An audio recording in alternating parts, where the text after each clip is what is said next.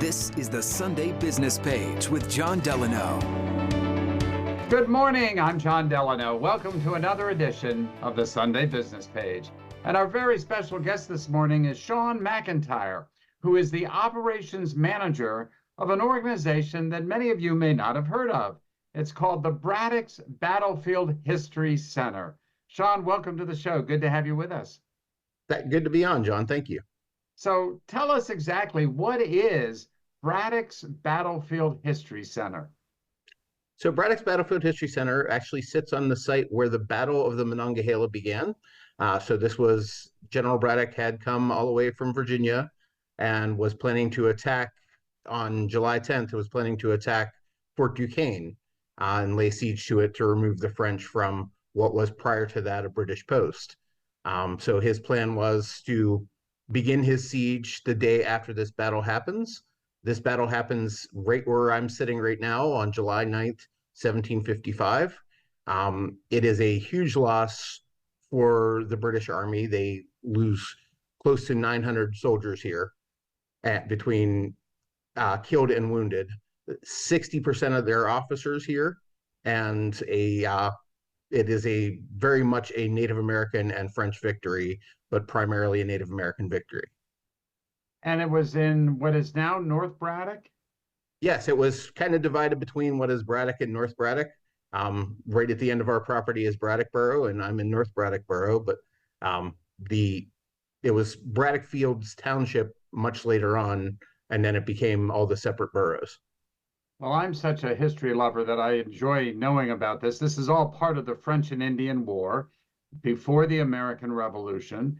And we played such a significant role in southwestern Pennsylvania, which I think at the time was thought to be part of Virginia, right? Yes, this was actually declared to be part of Virginia. Virginia is the one that began this operation. Coming here, Governor Dinwiddie, and you'll recognize that street name a lot in the Pittsburgh area. That's how those streets got their names. Is Governor Dinwiddie was leading this attack, and the Virginia-Ohio Company, which was in charge of building that first fort here. So you now have a museum there, and I think that's what surprised me the most. I knew a little bit about the battle, but I didn't realize that there's a museum. Tell us about your museum. So the museum itself started in the Braddock Carnegie Library as one room in the Braddock Carnegie Library. And then the gentleman who started it, Bob Messner, eventually moved it here because he was pretty sure that this was the spot where the battle began. And later on, we actually were able to pretty much guarantee that this is where the battle began. So he set his sights on this building, bought the building after it had basically fallen to disarray, and has redesigned the building. And it was originally a car dealership. It was the first car dealership here in Braddock, Pennsylvania. And it was a Pontiac dealership at the time. And he actually eventually redid this building with his own money and money he got in grants and from other local folks, and started this museum right here on the spot. So you are now in the process of raising money. I think you want to clear some of the land around you, the acreage around you where the actual battle took place. And are you open to the public yet? What's going on right now? We are open to the public. We are 10 a.m. to 4 p.m. Right now, Wednesday through Sunday. In November, we'll switch down to Thursday through Sunday because the winter months we don't get as much traffic.